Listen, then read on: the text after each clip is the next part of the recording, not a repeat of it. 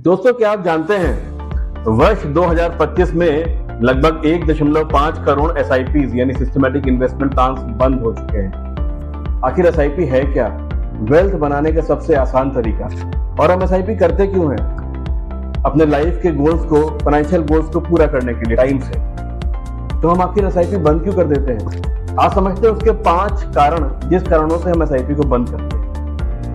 पहला कारण यह है कि मार्केट की अनिश्चितता।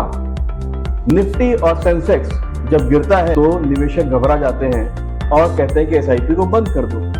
बल्कि होना यह चाहिए कि जब बाजार गिरे तो अपनी SIPs को आप कंटिन्यू रखिए, क्योंकि गिरते बाजार में आपकी SIP ज्यादा यूनिट्स खरीदती है और लंबे समय में इसका आपको अच्छा प्रॉफिट होता है। दूसरा कारण है अचानक आए हुए खर्चे, जैसे कि इमरजेंसी, नौकरी छूटना या घर की मरम्मत या कोई भी ऐसा खर्चा जो एकदम से आपके सामने आता है और आपको SIP बंद करना और अपनी SIP से पैसा निकालना बहुत ही आसान टारगेट लगता है।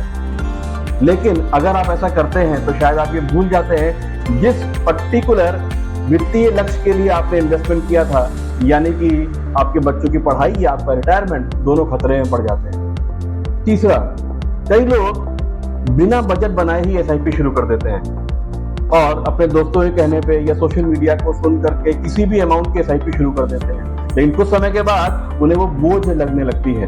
अगर आपको SIP करनी है तो किसी अच्छे इन्वेस्टमेंट एडवाइजर से या म्यूचुअल फंड डिस्ट्रीब्यूटर से सलाह लेकर के ही SIP का अमाउंट और SIP का टेन्योर और अपने वित्तीय लक्ष्यों के लिए जितनी SIP आपको करानी है उसका चुनाव करें।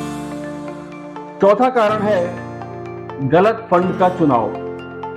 हम लोग सोशल मीडिया देख करके या दोस्तों से बात करके ऐसे फंड का चुनाव कर लेते हैं जो बेंचमार्क से कम रिटर्न देता है, और जब हमारे SIP का रिटर्न अच्छा नहीं आता है तो हम सोचते हैं कि इस SIP को बंद कर दिया जाए।